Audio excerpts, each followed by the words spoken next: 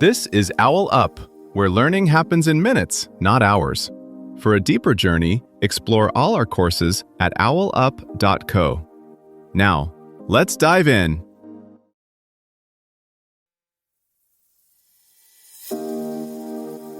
Welcome to Chapter 3 of How Social Media Algorithms Actually Work, where we're diving into the engagement metric trap that's secretly running your feed. Today we'll break down what these mysterious engagement numbers actually are, and why every platform is completely obsessed with them. Let's get into it.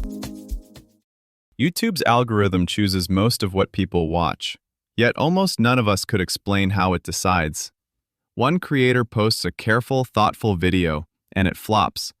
The next day, a quick rant goes viral. Same person, same audience. So what exactly is the system rewarding? Now shift focus from the algorithm itself to the scoreboard it's chasing. Most major platforms boil human behavior down to a handful of numbers: clicks, likes, comments, watch time. Those metrics become the North Star, not because they're wise, but because they're easy to count. And what's easy to count quietly becomes what success means. For creators, that scoreboard can start to feel like a mood ring for their self-worth. One low-performing post and the anxiety kicks in. One spike, and suddenly the pressure is to repeat it at all costs. For users, the same metrics tell the system, show me more of whatever kept me here longest, whether or not they actually felt good afterward. Over time, that loop can shift the entire culture of a platform, not through a single decision, but through millions of tiny nudges toward whatever keeps the numbers rising. Behind the scenes, whole teams inside these companies obsess over those numbers, running constant experiments to see what lifts them by a fraction of a percent. A minor tweak to a recommended for you section can quietly redirect millions of hours of attention in a single week.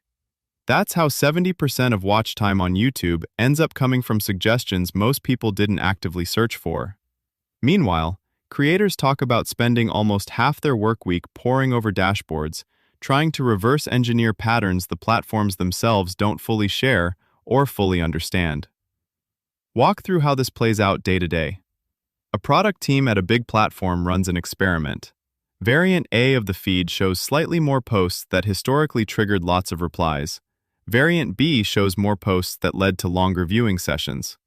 After a week, they compare graphs. If B increases total minutes watched by even 0.3%, B wins. It ships. No one had to say, let's prioritize outrage. The choice was framed as, did the number go up? And that quietly makes everything else secondary. Creators feel this from the other side.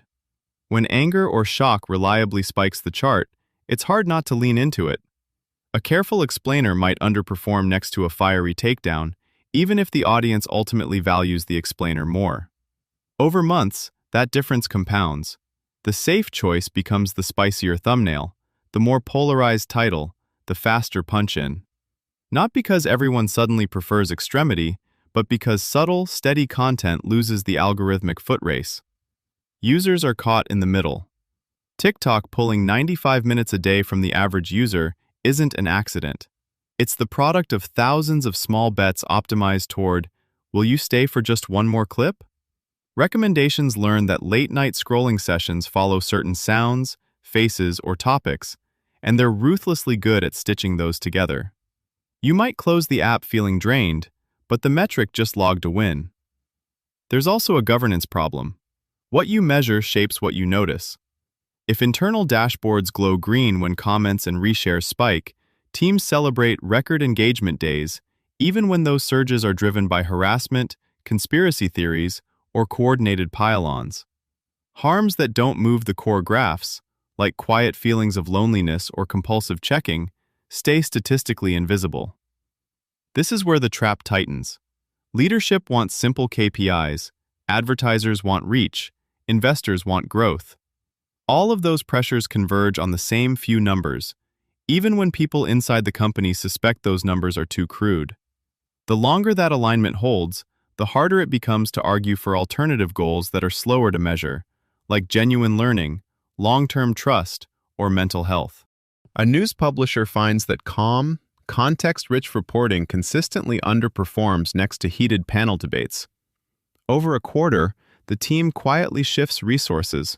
Fewer investigative pieces, more clips of guests clashing on air.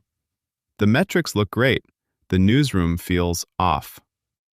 A language learning app runs A/B tests and learns that streak loss warnings cause people to open the app more often than encouraging reminders. Product roadmaps start orbiting around streak mechanics, even though most learners say they care more about confidence than calendar icons. On a smaller scale, a solo creator notices that nuanced videos draw heartfelt emails but modest numbers, while snappier hot-take shorts explode. Brand deals follow the spikes, not the substance, so the next month's content plan tilts toward what pays. The pattern also shows up in product design. Social apps discover that adding tiny friction, an extra tap to see who liked your post, reduces compulsive checking. But it also shaves a few points off daily opens, so the experiment quietly dies in a slide deck. Regulators are starting to ask, what if the goal wasn't more, but better? That could mean ranking posts the way a good teacher grades essays, on clarity, effort, and follow-through, not just loudness. Creators might see dashboards that highlight people who came back a month later instead of spikes this afternoon. But as AI fills feeds like a fire hose, healthy goals will need stronger filters, or thoughtful work risks sinking under an ocean of auto-generated noise. Maybe the real shift starts smaller than redesigning every platform, with changing what we personally treat as a win.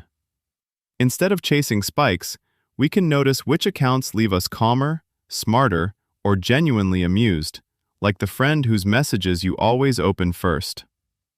Your challenge this week: prune one noisy follow for every quiet, nourishing one you add. This was OwlUp, your daily step forward. This series continues with more chapters on OwlUp.co. Visit OwlUp.co to access the complete course and continue your learning journey. See you there!